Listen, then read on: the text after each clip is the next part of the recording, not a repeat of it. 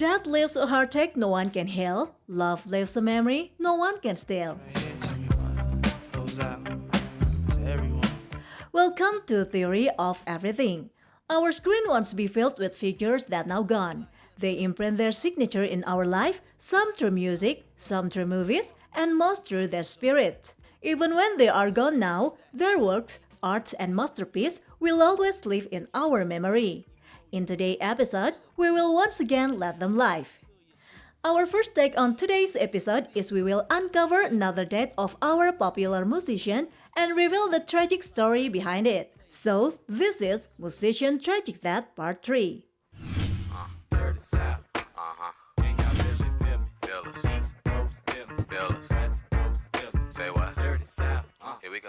This song is from Alaya, the famous princess of R&B music. She burst onto the music scene at 14 with her double platinum debut album, Age Nothing But a Number, produced by her spouse mentor R. Kelly. Soon after Alaya's first album was released, a scandal almost made her career come to a halt. R. Kelly reportedly had his tour manager get a fake ID for Alaya by bribing an official to change her age to 18 so Kelly, who was 27 at the time, could marry the 15-year-old Alaya. But her parents quickly had the marriage annulled. After that, Alaya broke off all ties with R. Kelly. Alaya, try again. Aaliyah! Aaliyah, baby! The princess of R&B went on to achieve great success during her short life, making 2 more hit albums, earning multiple awards and 5 Grammy nominations. But on August 25, 2001, at the age of just 22, Alaya's life was tragically cut short when her plane crashed, leaving the Bahamas after a music video shoot. Suspicion soon arose about the pilot, but her untimely death was overshadowed just weeks later by another tragedy. More questions have emerged about what really happened that fateful August day. It's been 21 years since she died in a fiery plane crash, and serious questions still linger. What really caused this plane to nosedive back to Earth just a minute after takeoff? Since her death, many horrific details of their relationship have come to light. Many who work with Alaya and R. Kelly said they frequently saw Kelly abusing her. Whenever Kelly was asked about Alaya, he used her death by saying he won't say a word as she is no more. Since the documentary Surviving R. Kelly has hit the screens, it seems that the world now truly knows what young girls like Alaya truly went through when they met this predator.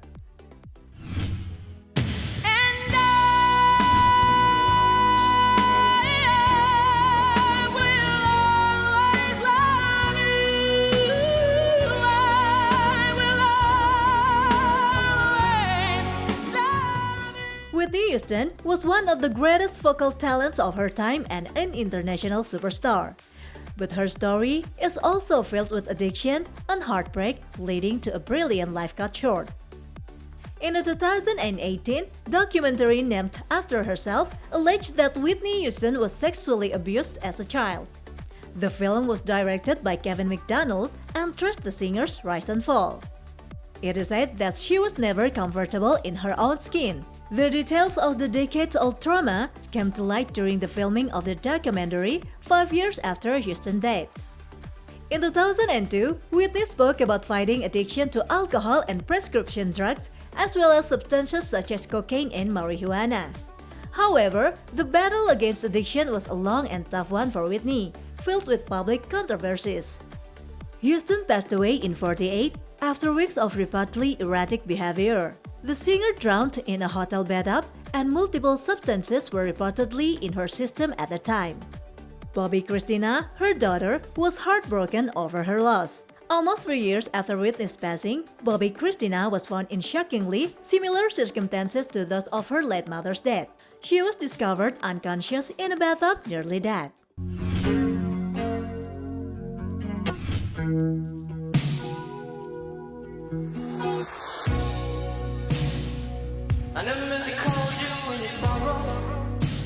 Prince Rogers Nelson, or known as Prince, seemed like he had his life in order.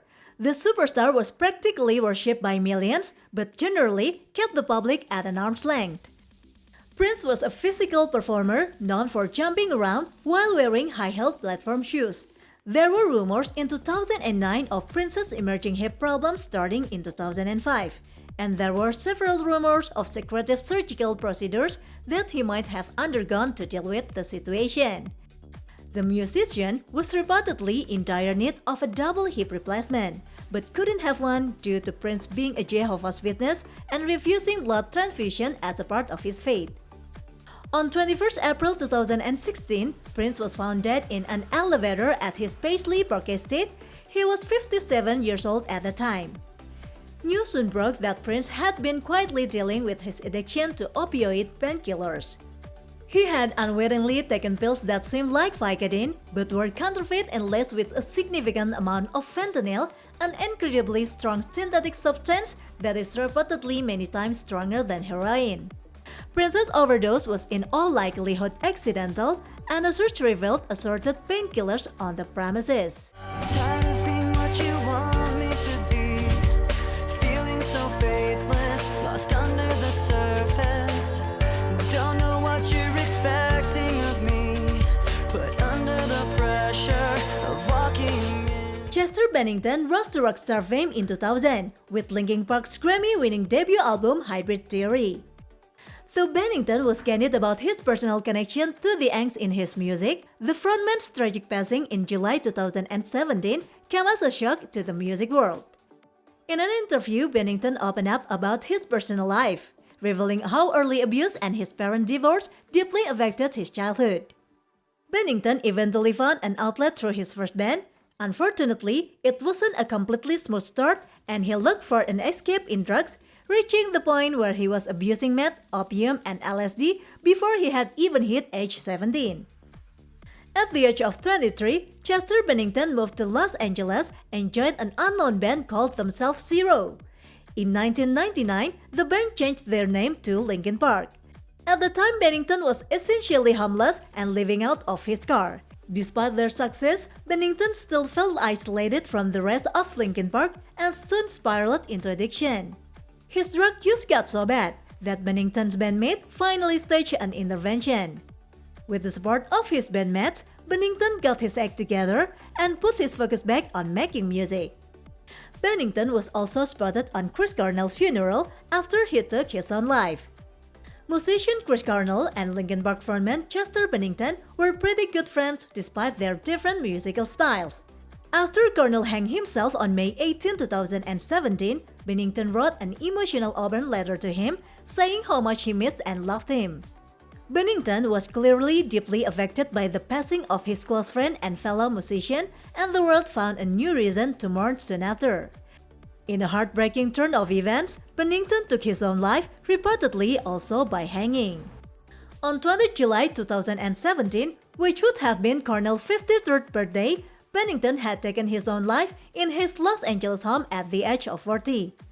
Over nearly 2 decades of music, he gave the world something that can never be taken away: the pieces of himself he poured into his music. Though Bennington left the world too soon, his legacy will live on. I tried so hard and got so far, but in the end, it doesn't even matter. I had to fall to lose it. This is it. This is the end of our first journey on our obituary day. 2 more to come. Don't go anywhere. I don't know why, it doesn't even matter how hard you try. Keep that in mind, I designed this rhyme to remind myself.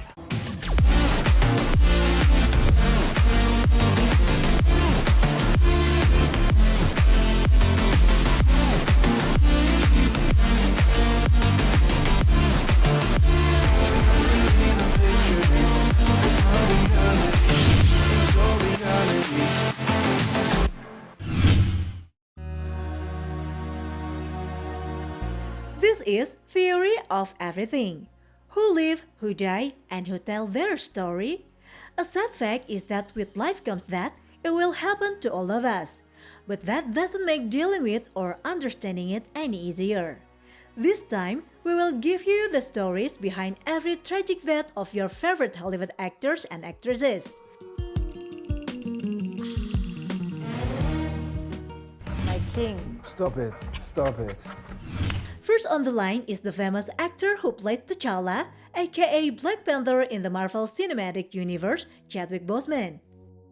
Chadwick Boseman died on the 28th of August 2020 at his home in Los Angeles. He was diagnosed with stage 3 colon cancer in 2016 and it had progressed to stage 4. Boseman was born on the 29th of November 1976. He was known by many after his role as the leader of Wakanda in the Marvel franchise, but he was getting an international attention first in 2013 when he played as Jackie Robinson, a US baseball player in the movie 42. What you gonna do if one of these pictures throws through your head? I'll duck. There are a few facts following Chadwick Boseman before he last breath. In 2016, Boseman announced his illness through his personal Twitter, stating that he got a stadium 3 colon cancer. For almost 4 years, he fought his illness and didn't speak out too much to the public while still in the movie hiding his sickness. In April 2020, few months before his death, Chadwick was taking a live on Instagram. He looked weak and had lost so much weight. Fans assumed that he was losing weight for a movie he was in. There are pictures of Chadwick spreading around with a wheelchair while he was going to the emergency room at Santa Monica Medical Center. He was covering his face with a black mask and a hoodie. While doing chemotherapy, he was also shooting some film for the past 4 years before he was passed. Before passing away, Chadwick posted a video on his social media, but not talking about his illness. Instead, he spent his final months advocating for social justice and trying to protect frontline workers from COVID-19, particularly minority communities. Until the end, he was the hero after all. If I die young, bury me in satin, lay me down on a bed of roses, sink me in the river at dawn. Send me. During her life, Naya Rivera had professional successes, but also had her share of tumultuous relationships, career setbacks, and health struggles. Glee was Rivera's biggest role to date, but she almost got fired while filming season 5 after airing her frustration to a producer. It took a while for the situation to cool down, and Rivera was eventually welcomed back, but the star was unequivocally fired for a hot minute. The star disappeared while outboating on Lake Piru with her 4-year-old son, Josie Hollis Dorsey. According to media, Rivera rented out the boat for 3 hours, but she never returned it. When it was 30 minutes overdue, a staff member went out to look for her. They found the boat with Rivera's son sleeping alone inside. According to authorities, when Naya Rivera and her son went swimming, their boat may have drifted due to high winds. While Naya and her son Josie were able to swim back to the boat, she used whatever strength she had to get her little boy back on, but apparently was too weak to save herself. Josie told authorities his mother jumped in the water but didn't come back up. The expensive search effort ended when Rivera's body was recovered on the morning of 13th July 2020. Naya Rivera died a hero saving his little boy. Okay, okay, stay calm. Don't struggle, don't struggle. Stay calm. I'm calm. Grab on! Okay, I got it. Robin Williams was one of the most beloved comedians of all time. He entertained generations of audiences on stage and in the movies through a body of award-winning work that spanned more than 4 decades. He had been diagnosed with Parkinson's disease before his passing, but his autopsy showed that was just part of the story. To the general public, things seemed to be better. But on 11th of August 2014, Rebecca Spencer, Robin's longtime personal assistant, found the actor dead in his bedroom. It was heartbreaking when Williams was found dead by suicide. And while the consensus for Williams' suicide initially seemed to point toward depression, Susan Williams insisted there was more to it. 2 months after he died, Williams' autopsy revealed that the comedian had a hard-to-diagnose condition called Lewy body dementia, and it could have played a part in his decision to end his life. Although Williams had a history of alcohol and drug abuse, the autopsy found none in his system. In addition, Williams' autopsy report also found changes in his brain that are characteristic of both Alzheimer's and Parkinson's disease. These changes impacted his behavior in the days leading up to his death. But his wife Susan had revealed that the comedian seemed fine the night before his death. William's death came as a shock to not just his family, but his friends and millions of fans around the world who grieved the loss of the beloved entertainer. Throughout his life, actor Paul Walker was a car enthusiast. After the Fast and Furious franchise became a major success at the box office, Walker started his car collection, which grew to 30 cars. Was he even driving them? Oh yeah! Paul Walker wasn't just a street racer from the TV show. He was actually a competing pro-level racer in real life with sponsorship contracts. However, the need for speed wasn't the only thing that was capturing Paul's mind at the time. Having achieved financial success, Paul was keen on giving back to the world. In 2010, after the devastating earthquake in Haiti, he organized a Reach Out Worldwide Foundation to help communities across the globe recover after natural disaster. On 30th November 2013, Paul Walker and his foundation organized a charity event for the victims of Typhoon Haiyan. After the event was over and minutes before the tragedy, Paul and one of his good buddies, Roger Rodas, jumped into the 2005 Porsche Carrera GT supercar and drove away with Rodas behind the wheel and Walker in the passenger seat. Disregarding the speed limit of 45 miles per hour, red Porsches start picking up the speed rapidly on a seemingly straight and empty street going at around 100 miles per hour. What they didn't know was that the other day, it had rained heavily in this area. And even though the afternoon LA sun had almost dried the road, the residual moisture is still on the asphalt. At the end of the curve, the Porsche started skidding, and somewhere around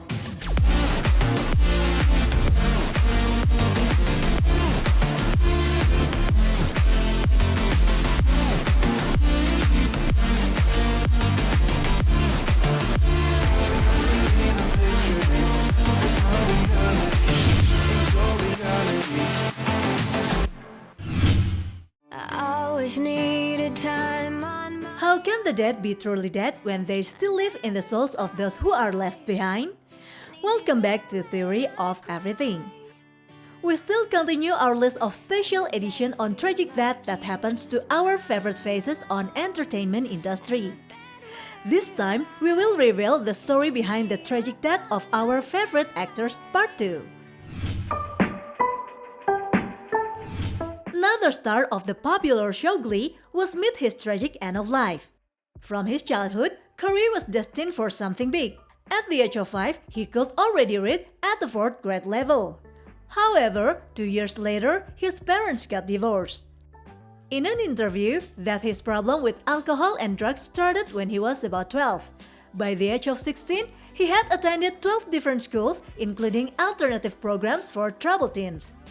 Things take a turn when he was 26. His cast in the Fox series Glee as Finn Hudson instantly became his breakout role.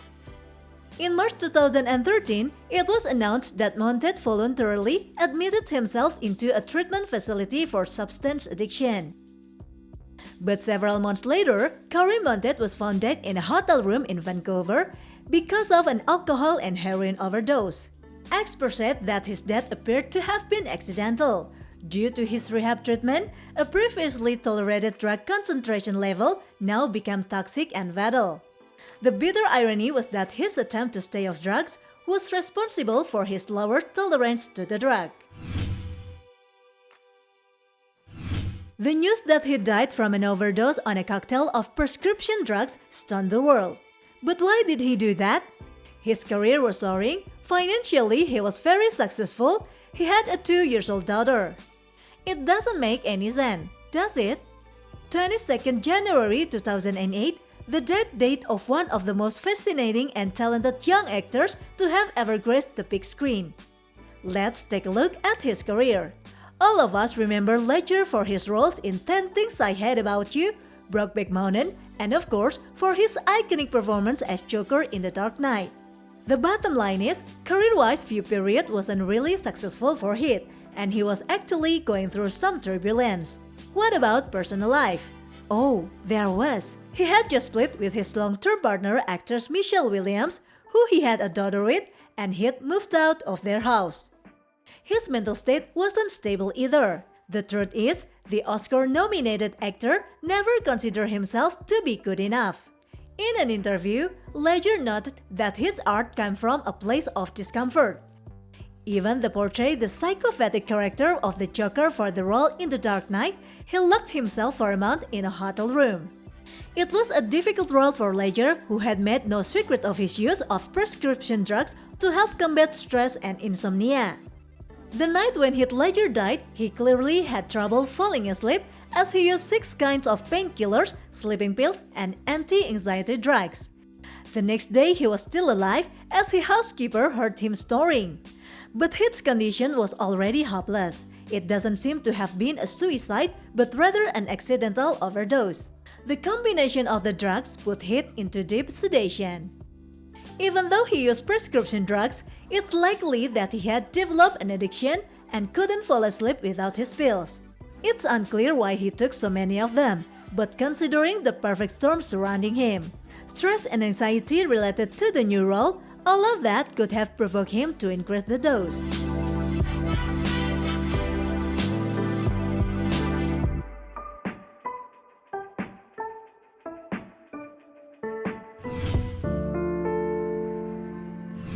Brittany Murphy made it big in Hollywood when she starred in the 1995 cult classic Clueless. It seemed inevitable that she would become a bona fide star.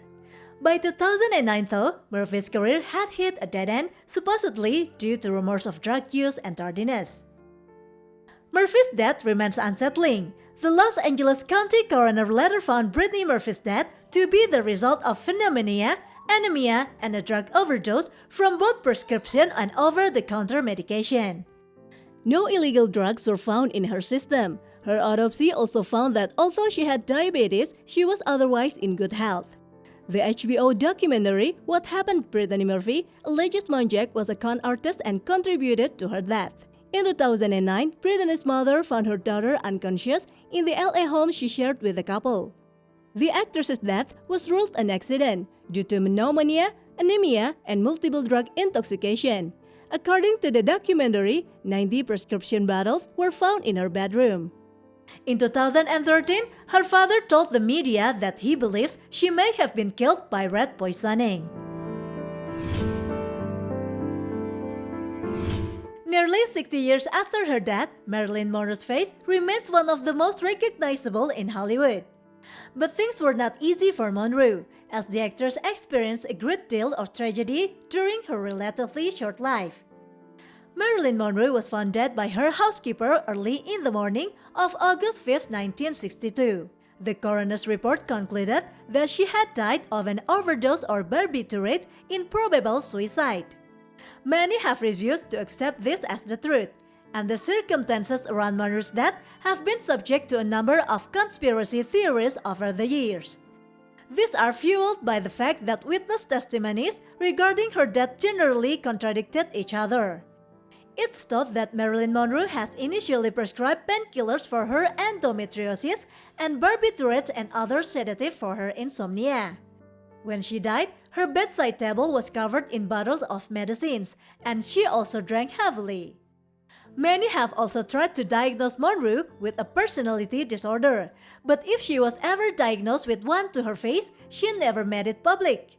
It seems fair to say that Monroe's mental health had consistently been up and down, and she attempted suicide at least once in her life. Despite all the beautiful facets these celebrities showed to the world, it seems whatever happens inside their head and life was more grim than the one they let us see on screen. Beautiful faces who seem have a beautiful life and in a tragic death. This is our sweet tribute to all of these souls who left us in a brink but still remain in our memory. Rest in peace. See you again in another episode.